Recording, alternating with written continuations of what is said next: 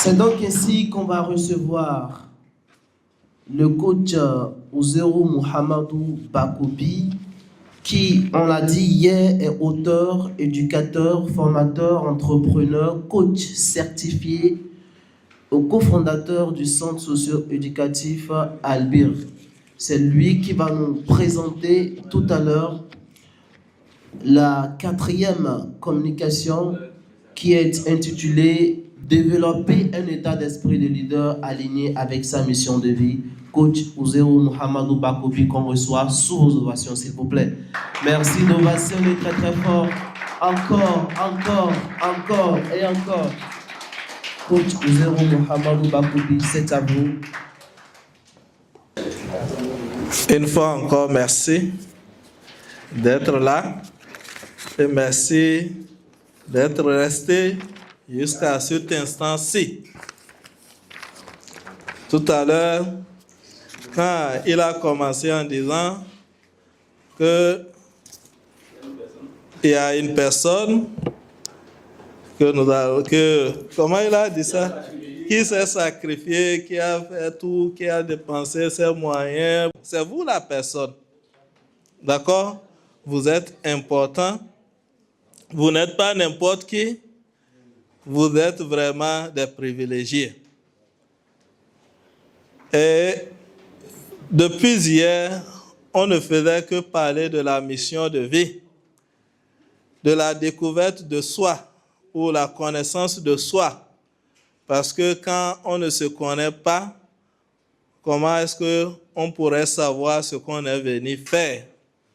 Et aussi, ce matin, on a visité le cimetière pour savoir que si on ne prend pas le temps de faire ce pourquoi nous sommes là, on sera surpris par le temps et on va partir sans pouvoir le faire. Mais parce qu'on ne l'a pas fait, est-ce qu'on aura une chance, une deuxième chance? Non. Et ce serait une perte pour l'humanité. Et tout à l'heure, on nous a donné des clés, des lois qu'il faut respecter pour vraiment accomplir cette mission. Mais cette fois-ci, il s'agit de voir qui peut accomplir une telle mission. Est-ce que n'importe qui, une personne, toute personne lambda, peut accomplir une mission, ou bien il faut devenir quelqu'un pour pouvoir accomplir une mission? Parce qu'une mission, ce n'est pas une petite chose. C'est quelque chose de grandiose, de phénoménal, d'universel et qui va rester, qui est intemporel. D'accord? Ça finit le jour où le monde va finir. Maintenant, imaginez quelqu'un qui va faire ce travail-là. Ça peut être n'importe qui. Quelle voix? Ça ne peut pas être n'importe qui. Je vais vous donner l'exemple du prophète de l'islam, le prophète Muhammad sallallahu alayhi wa sallam. Comme Dieu sait ce pourquoi il a envoyé, la mission qu'il a, est-ce qu'il a laissé comme ça se débrouiller pour trouver cette mission? Qu'est-ce qu'il a fait? Qui sait? Qu'est-ce que Dieu a fait pour qu'il soit capable véritablement d'accomplir sa mission? Oui? Il l'a prédisposé à ça, à cette mission-là, surtout en lui épurant son cœur. C'est ça. La préparation. Il a été préparé. Quand vous voyez quelqu'un sortir d'un seul coup, ou bien vous voyez quelqu'un se transformer d'un seul coup, ce n'est pas par le coup d'un bâton magique. Il y a un travail qui a été fait. Alors, si vous voulez accomplir une mission, il faut que vous vous préparez pour devenir digne, capable pour cette mission-là. C'est pourquoi on va parler tout à l'heure de l'état d'esprit d'un leader aligné avec sa mission de vie. Comment adapter cet état d'esprit-là pour être vraiment une personnalité qui est alignée avec sa mission de vie et capable d'accomplir sa mission de vie. Donc c'est en cela, lui disait que c'est le plus important, puisque c'est le couronnement de tout ce qui a été dit depuis hier. Maintenant, vous avez l'information, vous décidez de le faire, qu'est-ce que vous avez? C'est de ça que nous allons parler tout à l'heure. Je vais revenir sur les propos. Vous savez ce qui se passe aujourd'hui en Palestine, entre l'Israël et la Palestine, non? Hein? Il y a une ancienne première ministre de l'Israël qui disait que la force de son peuple, ce n'est pas dans les armes. Que la force de son peuple, ce n'est pas dans les soutiens, comme vous pouvez l'imaginer, ou comme vous l'imaginez. Les gens pensent que leur force, c'est dans le soutien des États-Unis d'Amérique, dans les armements qu'on les envoie, dans les moyens qu'on leur donne. Elle dit plutôt que quand on regarde l'Israël aujourd'hui, quand on dit Israël, tout le monde n'apprécie pas ce qui se passe. Ils n'ont pas une bonne image au niveau de l'opinion publique. Ils n'ont pas une bonne image. Et tout le monde est conscient de ça. Et c'est quelque chose qui est de l'énergie. Ça influence beaucoup une mission. Et tout ça là, c'est en leur défaveur. Et malgré ça, ils arrivent à tenir tête à l'humanité tout entière, puisque c'est finalement eux contre l'humanité.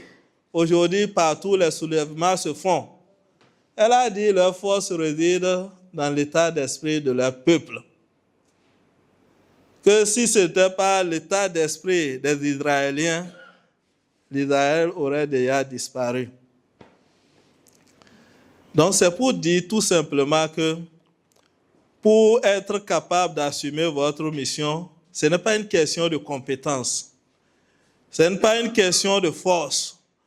Ce n'est pas une question de ce que vous faites ou ce que vous savez. C'est une question de mindset, d'état d'esprit. C'est une question de mentalité. C'est une question de l'esprit, de l'essence même, quoi. Donc, si vous arrivez à comprendre ça, vous allez travailler sur vous autrement. Et ce qui retient beaucoup de personnes pour ces genres d'initiatives, c'est cette illusion-là, de penser que je suis un docteur, je suis tel, je suis un cadre, qu'est-ce que je vais venir apprendre ici? Je jure, et je le jure au nom d'Allah, que n'importe qui va mettre pied dans cette salle va sortir grandir par rapport à tout ce qu'on est en train de faire ici. Parce que moi-même qui suis ici, j'ai appris beaucoup de choses depuis hier. Wallah. J'ai appris beaucoup de choses depuis hier.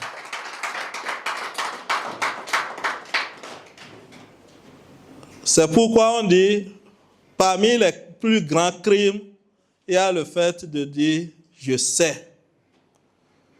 Le jour où quelqu'un dit « je sais », ça veut dire que c'est ce jour-là commence son ignorance. C'est le début de son ignorance. Ça fait partie des plus grands crimes.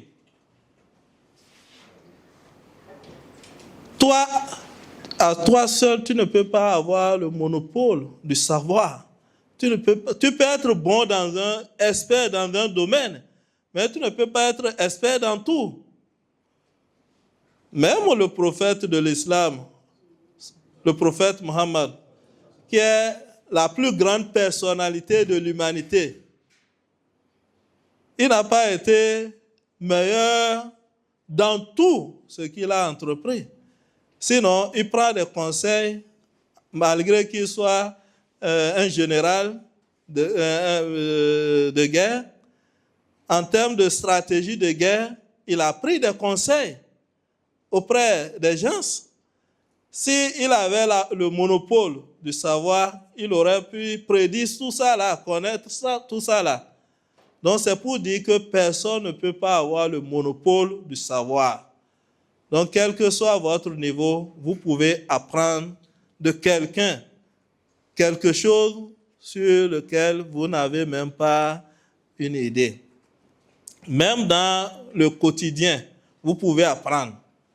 Ce n'est pas seulement dans les paroles ou les enseignements seulement on apprend. Dans le vivre ensemble également, on apprend. Donc, depuis hier, moi, j'ai appris beaucoup de choses ici. Donc, c'est pourquoi il faut d'abord accepter l'humilité et de s'ouvrir. C'est ça qui nourrit l'esprit. C'est ça qui prépare l'esprit, puisque c'est de ça que nous allons parler au niveau de ce 4e chapitre. Vous avez le livre avec vous. Vous allez l'ouvrir au niveau du 4e chapitre. Ce n'est pas trop long.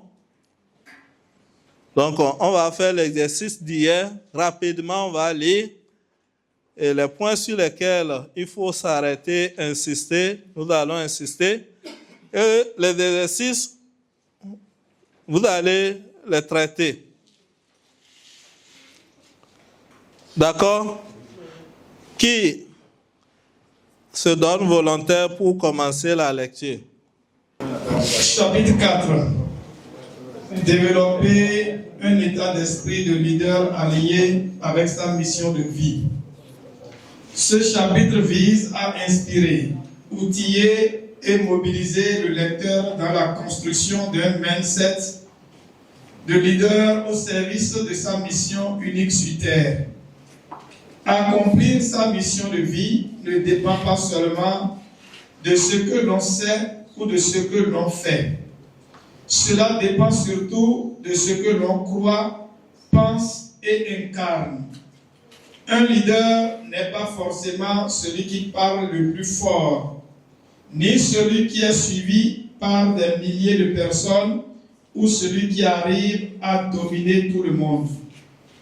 Un véritable leader est celui qui est allié intérieurement et qui agit avec intention, courage et cohérence. Merci.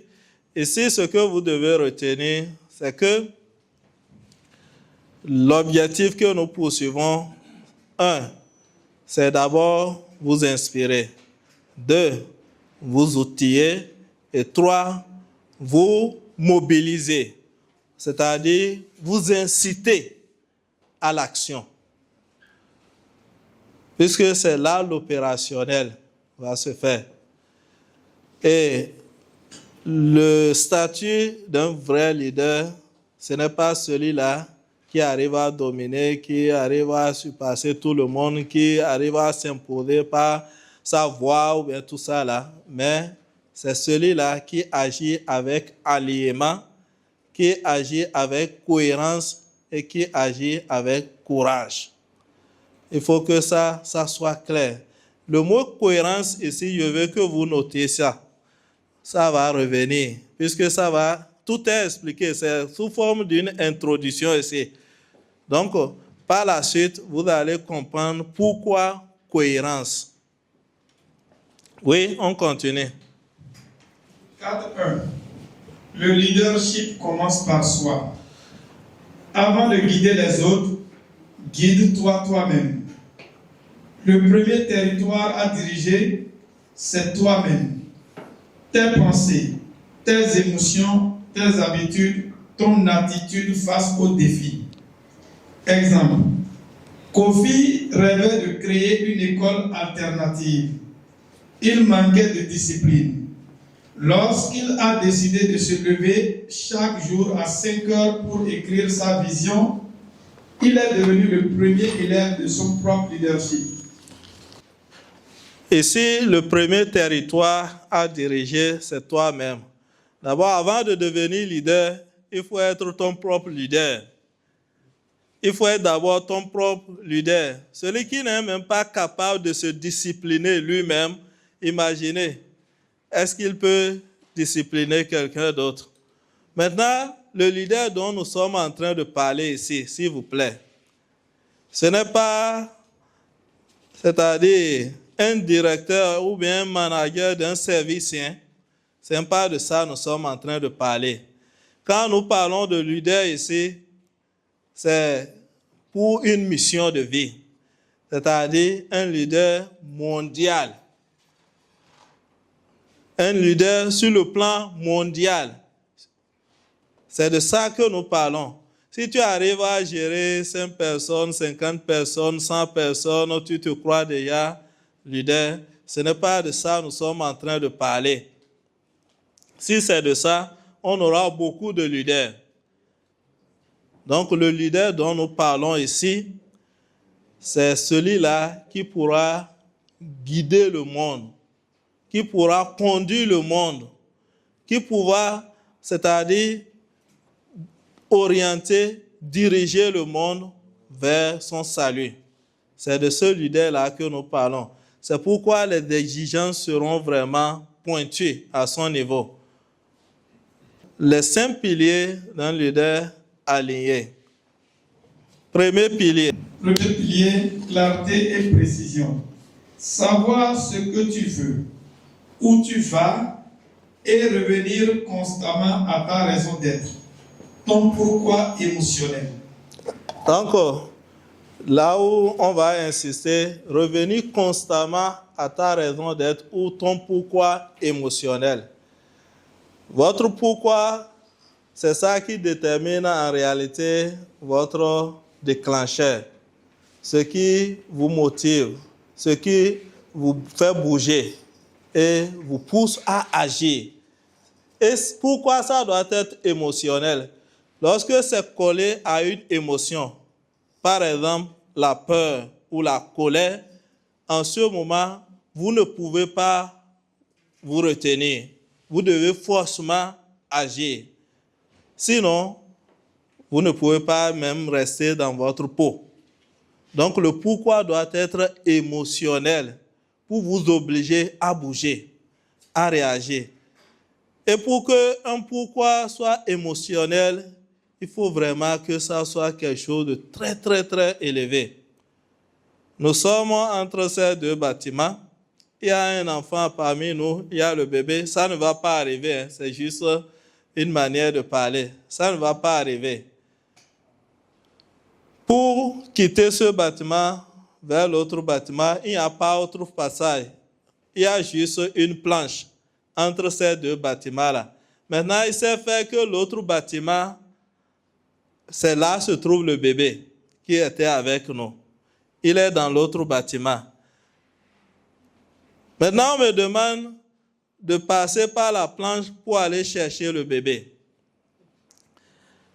Et si je dis, bon, j'ai la possibilité de descendre, de sortir pour aller rentrer par la porte, prendre par l'escalier et aller chercher le bébé. Si j'ai cette possibilité-là, est-ce que je vais opter pour la planche? Je ne vais pas opter pour la planche. Mais le bébé est là. Mais il s'est fait qu'il y a une urgence. L'autre bâtiment a pris feu. Et je n'ai pas la possibilité de prendre par le chemin long là. Avant de passer par ce chemin long, le feu va atteindre le bébé. Je fais comment? Je fais comment? Je vais prendre par la planche. C'est ça le pourquoi émotionnel. Là, la planche, c'est l'option. Pour sauver cet enfant-là, il faut que je prenne par la planche pour pouvoir le sauver. Pourquoi je vais décider de prendre ce risque-là? Mon pourquoi? C'est le bébé. C'est le bébé. Je ne vais pas le laisser là. Donc voilà, quand votre pourquoi est tellement grand et effrayant, ce que vous êtes capable de prendre n'importe quel risque. de payer le prix qu'il faut. Et vous allez traverser. Il arrive des situations, les gens font des choses, quand ils reviennent en eux-mêmes, on leur demande comment tu as fait. Moi-même, je ne sais pas. C'est ça le pourquoi. Donc, on continue. Deuxième pilier, la responsabilité. Prendre la responsabilité totale de ta vie et cesser de blâmer les autres, le passé ou les circonstances. Je vais vous donner le titre d'un livre que vous allez chercher. Ça existe sur le net, en audio comme en PDF. Le succès selon Jacques. C'est le titre du livre, ça. La notion de responsabilité est bien détaillée dans ce livre. Troisième pilier. Maintenant, les gens vont décider de se contenter du minimum qui est ici, que d'aller chercher le succès selon Jacques. Tu peux avoir ça en audio, livre audio, et écouter pendant que tu es en voyage. S'il y en avait ça, il allait donner ça avant qu'ils n'arrivent à Djougou, ils auraient déjà écouté une grande partie. Mais ce n'est pas encore là sur mon portable. Oui, la notion de responsabilité voudrait que vous assumez complètement tout ce qui vous arrive dans la vie. Le code qu'il y a derrière là, ou bien la clé qui se cache dans cette notion de responsabilité ou dans ce pilier, ce qui fait de lui un pilier, c'est que c'est la base de tout changement. Quand vous prenez la responsabilité de ce qui vous arrive, c'est en ce moment que vous allez décider que ça puisse changer. Mais si vous jetez le tort sur les autres, c'est quand ils vont décider que ça change pour vous, que ça va changer. Parce que c'est eux les responsables. Vous comprenez, non? Celui qui est responsable, c'est quand il va décider que ta situation change, c'est en ce moment que ça va changer. Mais si c'est toi le responsable, si tu décides de finir, de couper le pont, de ne plus subir, c'est que du moment où tu décides, là, c'est fini. L'exemple palpable, une dame américaine qui est avec son mari, qui, elle est à la maison, elle s'occupe des enfants. Et chaque fois quand elle a un besoin, elle demande à son mari de l'argent. Le mari lui dit, tu veux faire quoi avec? Et c'est ça qui l'arrange. Comment, moi, un adulte, tu me demandes qu'est-ce que je veux faire avec l'argent? Excusez-nous, chère maman, chère dame, c'est ce qu'on a l'habitude de dire. Quand vous demandez, on vous demande qu'est-ce que vous voulez faire avec. Mais ça touchait vraiment sa dignité. Et elle n'arrive pas à supporter. Un jour, elle a dit, à partir d'aujourd'hui, je ne vais plus te demander de l'argent. Je prends ma responsabilité pour subvenir à mes besoins. Aujourd'hui, elle est multimilliardaire.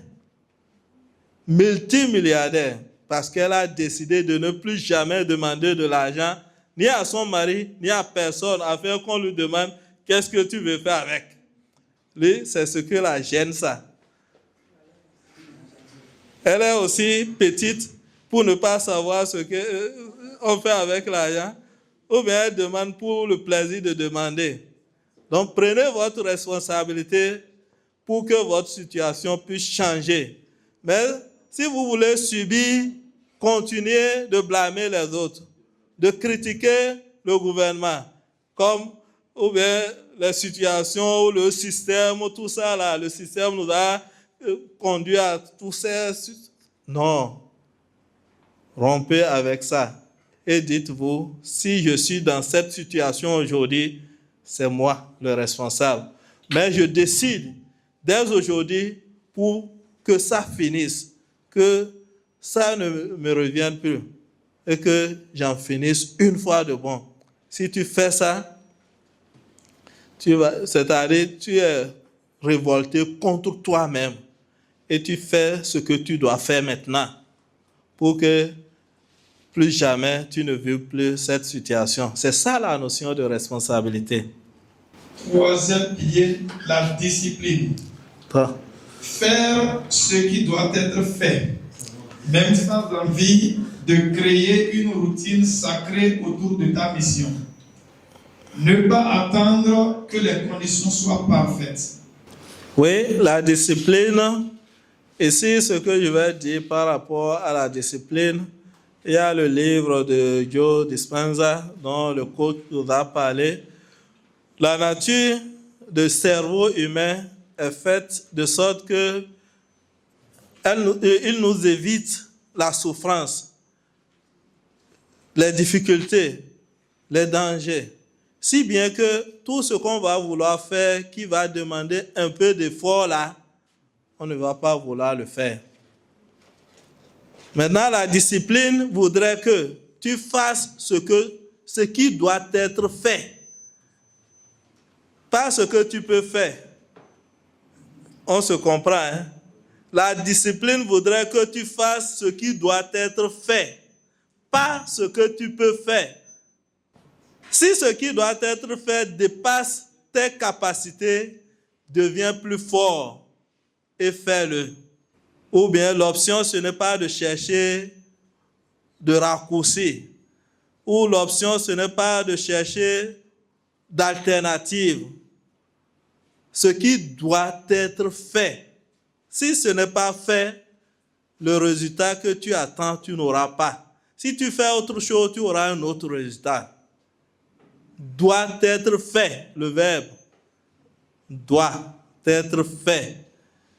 Pas ce que tu peux faire, ou ce dont tu es capable, ou ce dont tu as les moyens. Ce qui doit être fait peut te dépasser. Là, Jim Rohn te dira, deviens plus fort que la chose. On a l'habitude de dire que la cherté de la vie, là, comment on va gérer ça? Depuis 2000, ça a commencé depuis 2019. Et on disait aux gens, ici à Paracoura, il va arriver un moment pour vivre mieux. Si tu n'as pas un revenu minimum de 500 000 le mois, tu ne seras pas parmi, en tout cas, les moyens. Les gens nous regardaient comment. Maintenant, on a encore élevé le niveau. Ici, à un niveau donné, si tu n'as pas un revenu minimum de 1 500 000 voire 2 millions, tu ne peux pas satisfaire les besoins fondamentaux de ta famille. Donc, pour pouvoir réussir, il faut quand même devenir meilleur, plus fort. Et c'est ça la discipline. Et quand tu vas adopter ça, il faut faire en sorte que ça devienne une routine. Et la clé à ce niveau, je dis bien la clé à ce niveau, lorsque vous réussissez à faire de votre discipline une routine, ça devient une habitude et ce serait facile. Même si les gens voient que c'est difficile, vous autres, vous n'allez rien sentir. C'est pourquoi dans l'exercice, on vous demande qu'est-ce que tu as l'habitude de faire facilement que les autres voient difficile.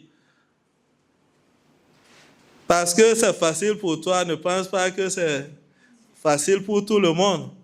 Prends l'exemple de quelqu'un qui fait les fosses ou qui sort des briques. Toi, un cadre ou bien un intellectuel, quand tu vois ça, tu te demandes comment ils arrivent à faire ça. Mais eux, ils vont finir ça, le soir, ils vont sortir, ils iront faire le show. Ils vont faire ça, toi tu vas faire ça, tu vas faire même un mois à la maison, tu ne pourras pas prendre un pied. Ou bien tu ne pourras pas prendre ton bras. Et tu vas te demander, ils sont des êtres humains ou bien ils prennent quelque chose. Il y en a qui font ça, ils ne prennent rien. C'est devenu une routine pour eux et l'organisme s'est adapté. Nous avons pris cet exemple-là parce qu'on voit la force physique dedans. Et c'est que le travail intellectuel, là, c'est facile. C'est facile, ça ne demande, mais ce qui dépasse plus d'énergie que travail intellectuel, il n'y en a pas. Ce qui fait plus fatiguer que le travail intellectuel, il n'y en a pas. Mais lui voit ça que c'est la chose la plus facile. Tu es là seulement. On ne voit même pas ce qu'il fait de concret. Un jour, un de mes collaborateurs m'a dit ceci. Que qu'est-ce que moi je fais même? Je l'ai regardé. Il a dit quoi? Depuis ce jour, il n'est plus revenu sur cette question. Il a compris en même temps. Parce que parfois, il me voit, il vient chez moi au bureau, il ne me voit pas au bureau. Il pense que, bon, je ne fais rien, je suis libre, je sors comme je vais, je reviens comme je vais. Il me dit, qu'est-ce que moi je fais? Je n'ai même pas une classe que je garde, des trucs comme ça. Il dit, quoi? Quoi que j'ai dit là, il a pris premier. Et il n'est plus revenu sur ça. Donc ça dépend de votre position. C'est selon votre position, vous percevez les choses. Donc tout ce qui demande de la discipline, sachez que ce ne serait pas facile. Mais si vous réussissez à faire de ça une routine, c'est ça qui va rendre ça facile pour vous. Et ça deviendra une habitude. Et on fait l'habitude même par réflexe. C'est ça le code. Pour réussir, soyez disciplinés. Faites ce que vous devez, ce qui doit être fait. Pas ce que vous pouvez faire, ni ce dont vous êtes capable. Le quatrième pilier. Quatrième pilier, vision à long terme. Pensez en impact, pas en bénéfice. Rapide et inspiré par ta constance. Vision à long terme. Voilà encore un autre problème. Tout ce qu'on est en train de dire ici, c'est des états d'esprit que vous devez développer pour construire votre personnalité, celle-là qui serait capable de porter votre mission. La vision à long terme, c'est la clé de la réussite dans l'accomplissement d'une mission de vie. Une mission de vie ne peut pas être estimée dans 5 ans. Une mission de vie ne peut pas être estimée dans 10 ans. Donc, vous devez avoir une vision long terme si vous avez une mission de vie. Et quand vous avez cette vision-là, vous aurez la possibilité de vous allier avec cette loi de la persistance ou la loi de la persévérance. Parce que tu sais au départ que ce n'est pas pour maintenant. Ce n'est pas question de 10 ans. Mais avant ce séminaire, il y a une dame qui est dans l'entrepreneuriat qui m'a contacté pour son entreprise. Que depuis qu'elle entreprend, jusque-là, ça ne marche pas. Chaque fois quand elle essaie d'entreprendre, c'est des échecs. Bon, est-ce que je peux l'accompagner en coaching pour... Elle dit, bien, c'est noté. Mais j'ai d'abord quelque chose à te demander. Ça tombe bien, nous sommes en train de préparer un séminaire. La condition pour pouvoir t'accompagner est que tu viennes à ce séminaire. Mais elle dit d'accord, mais avec le temps, elle m'est revenue pour dire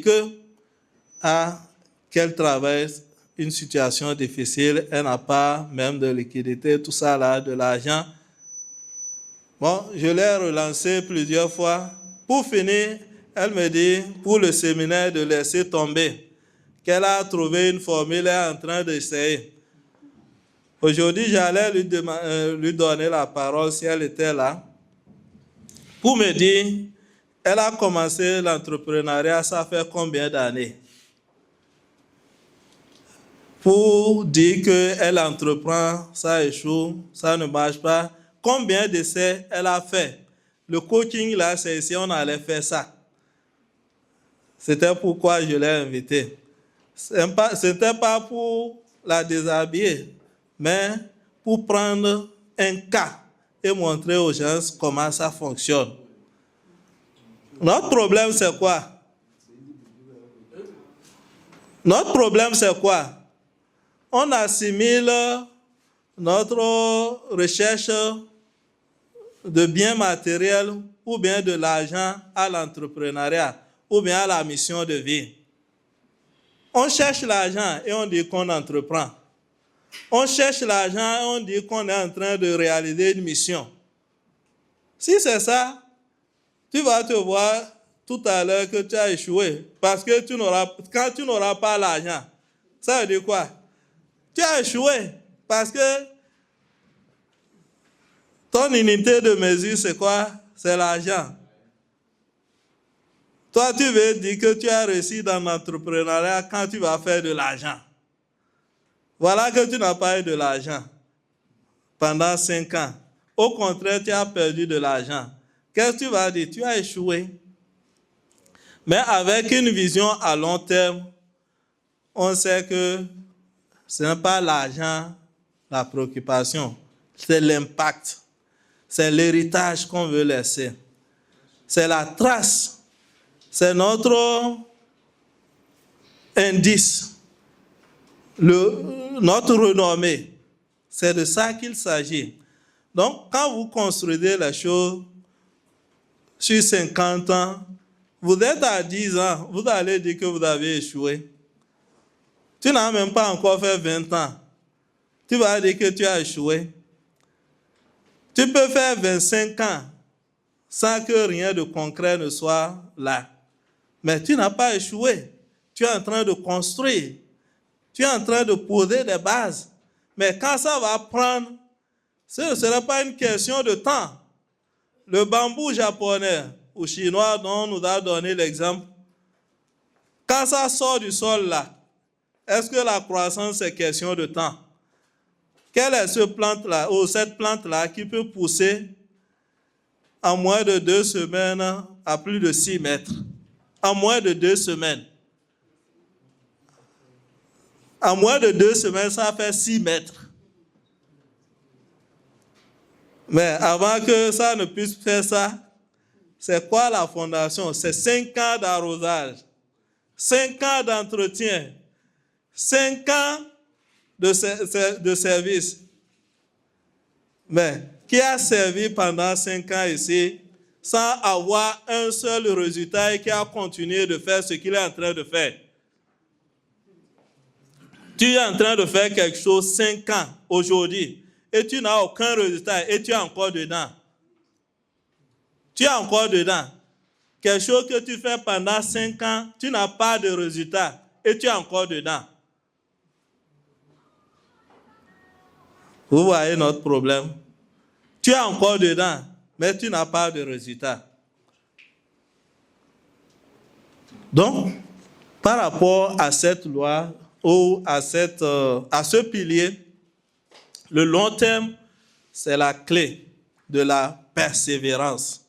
Quand tu sais qu'il te faut vraiment du temps, les grandes réalisations prennent vraiment du temps, mais le secret ou la partie intéressante, c'est que quand ça commence là, on ne peut pas arrêter ça. Ça ne dépend même pas de toi. Tu n'arrives plus à contrôler. C'est pourquoi les résultats ne sont plus maîtrisés par les initiateurs. C'est après ça, maintenant, ils cherchent des formules pour pouvoir cadrer, régulariser, faire face aux exigences. La dernière fois, il y a une société camerounaise qui a lancé un moyen de paiement des cartes magnétiques pour des paiements en ligne là. Mais ils ont fait ça à l'échelle. Mais aujourd'hui, ils ont des clients un peu partout. Leur problème maintenant, c'est la gestion de leur succès. C'est ça leur problème. Comment gérer leur succès. C'est ça leur problème actuellement. C'est ça. Donc, quand ça prend, tu patientes, ça prend là. Le problème que tu vas finir par gérer maintenant, c'est la réussite là. Donc, c'est ça la clé. Intégrité. Aligner ses pensées, ses paroles, ses intentions et ses actions sur sa mission de vie et ses principes fondamentaux. Être la même personne en privé qu'en public. Oui. Pourquoi l'intégrité est non négociable pour un état d'esprit de leader allié? Oui. Parce que, deux points, la mission attire des gens, mais l'intégrité inspire la confiance. La mission crée un impact, mais l'intégrité garantit la pérennité. La mission séduit des foules, mais l'intégrité touche les cœurs. C'est clair. Donc, les gens pensent que pour réussir, surtout dans notre environnement actuel, on se dit on ne peut pas réussir tout en étant droit. On ne peut pas réussir tout en étant honnête. On ne peut pas réussir tout en étant juste véridique. Les valeurs, les gens pensent qu'il faut laisser les valeurs de côté pour réussir. Non. Non. Ceux qui pensent à ça, ils n'ont pas la bonne définition de la réussite.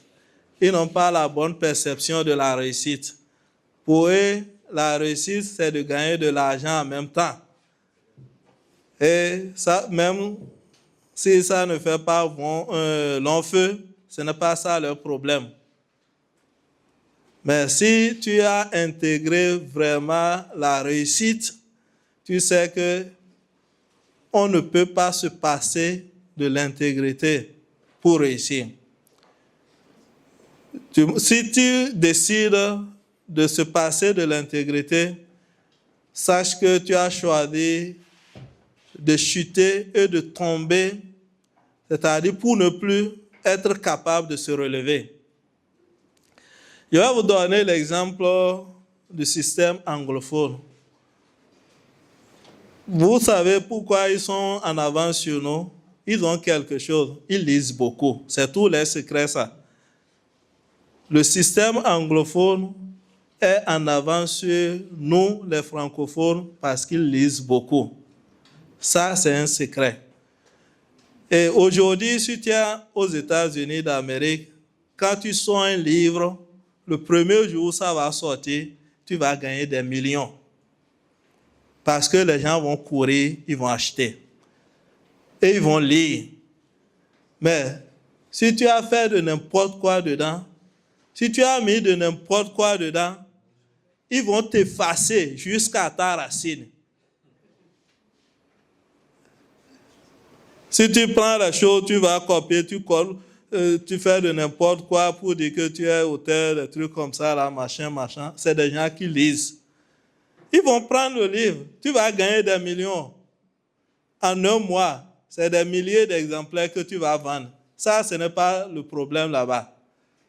Si tu veux vite gagner de l'argent, là, il faut t'investir dans ce domaine de l'autre côté.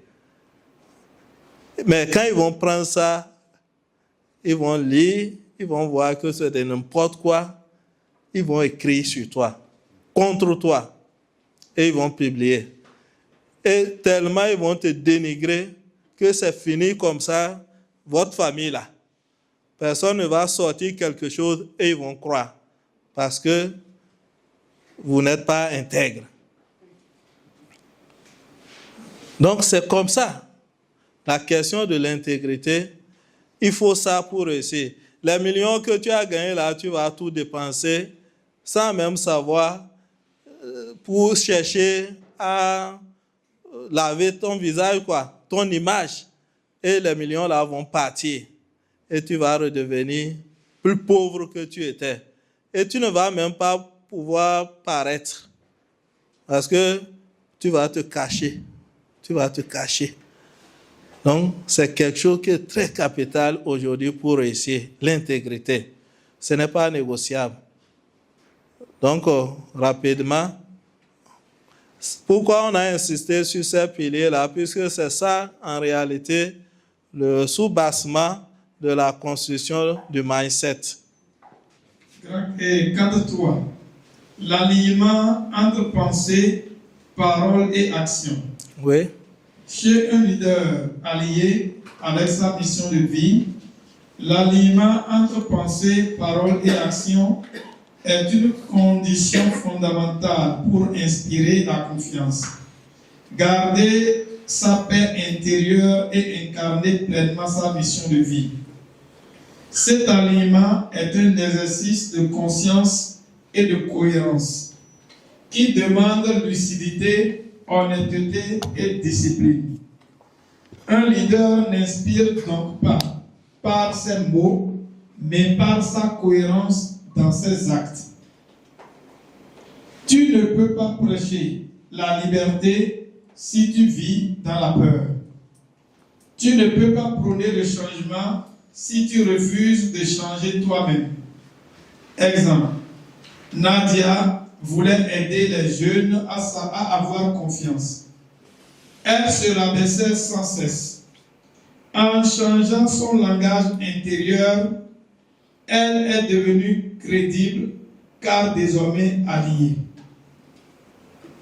Bon, on avait parlé de la cohérence. Donc, c'est de ça que l'alignement parle.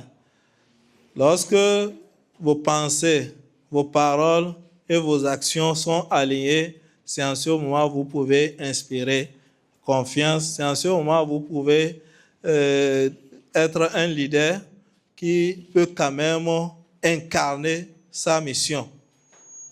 Mais si vous dites des choses que vous-même vous ne faites pas, vous pensez des choses qui sont contraires à ce que vous dites et vous faites des choses qui ne cadrent pas avec votre vision, avec ce que vous prônez aux autres, alors vous n'aurez pas de résultat. Le secret ici, c'est que n'entre dans le cœur que ce qui sort du cœur. Et c'est ça l'alignement. On ne peut pas sortir quelque chose de son cœur et faire son contraire. D'accord? Le jour, quand vous allez vouloir parler, vous parlez du fond de votre cœur à quelqu'un à qui vous n'avez pas l'habitude de parler comme ça, vous allez voir la différence dans sa réaction. C'est un exercice que vous pouvez essayer. Tu as quelqu'un avec qui vous parlez seulement pour se flatter, autre là, et un jour tu décides de lui dire la vérité du fond de toi. Tu décides de lui dire la vérité. Sans même le préparer pour ça, quoi. Tu dis ça comme ça, parce que tu sais cette fois-ci que ce n'est pas comme de l'habitude. Tu vas voir toi-même le résultat. Donc c'est ça l'alignement. N'entre dans le cœur que ce qui sort du cœur. C'est le cœur qui communique. Tu ne peux pas communiquer à quelqu'un avec ta bouche et il va t'écouter avec son cœur. Si tu veux que quelqu'un t'écoute avec son cœur, parle-lui avec ton cœur. Et tu ne peux pas parler avec ton cœur et faire le contraire de ce que tu dis. Est-ce qu'on se comprend? Merci. Leadership et service. Il y a une sagesse arabe qui dit « Votre leader, c'est votre serviteur ». Le leadership n'est donc pas une prise de pouvoir, mais une prise de responsabilité au service des autres et d'une cause plus grande que soi. Comme il est bien illustré ici, je suis au service de la vision, pas au-dessus d'elle. Le vrai leader ne cherche pas à dominer, mais à élever. Il ne veut pas garder les gens dépendants. Il veut libérer leur potentiel, les rendre autonomes, les connecter à leur propre mission. Citation illustrative.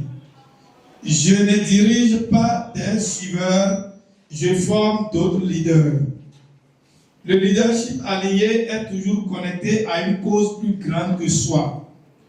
Un exemple impactant. Le prophète Mohammed sallallahu alayhi wa sallam était chef d'État, guide spirituel et général militaire.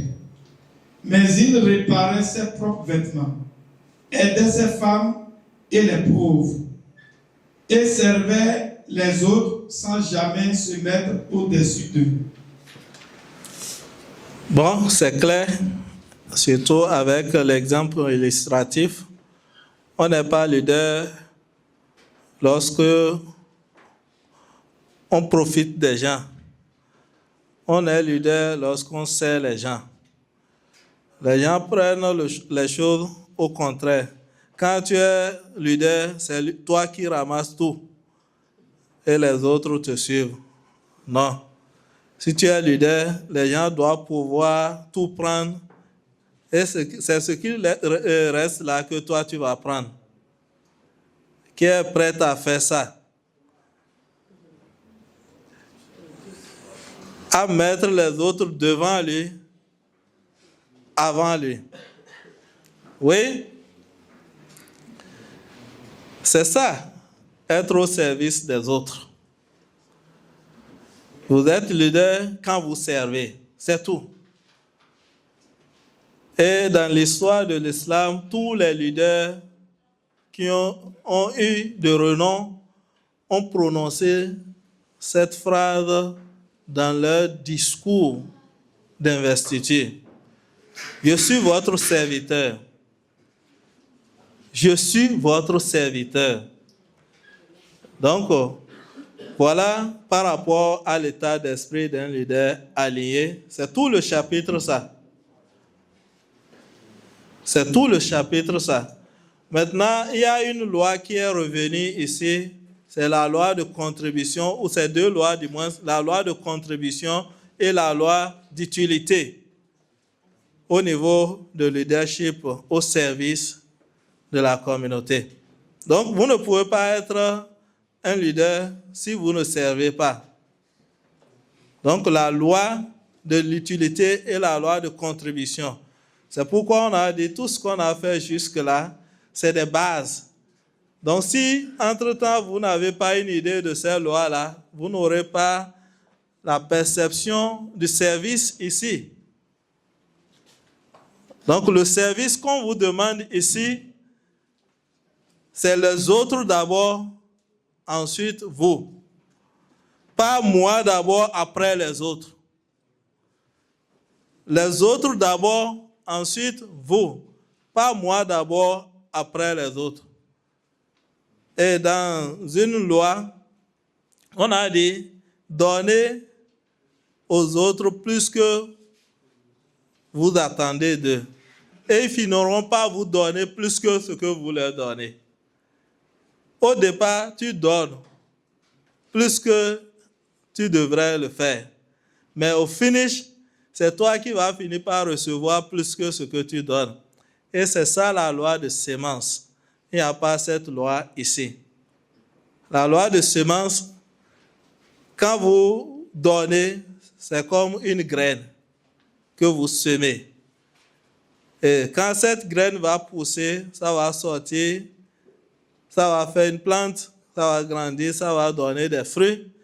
Est-ce que vous pouvez compter, vous pouvez comparer les fruits avec la graine que vous avez semée? Ça serait multiplié des milliers de fois. Donc c'est ça. Quand vous êtes un leader au service des autres, vous allez bénéficier de la récompense de la loi de sémence. Et quand ça vient, c'est en ce moment la plénitude commence. Puisque c'est la réussite totale. Donc voilà, par rapport à ce quatrième thème, ce que nous pouvons donner comme explication, tout en vous demandant une fois encore de creuser dans les phrases, d'aller en profondeur des sens des mots et surtout de méditer sur certains mots qui sont utilisés. C'est ça qui va vous ouvrir les esprits et de comprendre mieux ce qu'il y a dans le livre. Puisque quand les mots perdent leur sens, les gens deviennent... Comment? Quand les mots perdent leur sens, les gens perdent aussi leur liberté et quelqu'un d'autre dira les gens deviennent bêtes. Merci pour votre attention. Assalamu alaikum wa rahmatullahi wa barakatuh. Merci de passer très très fort pour le coach.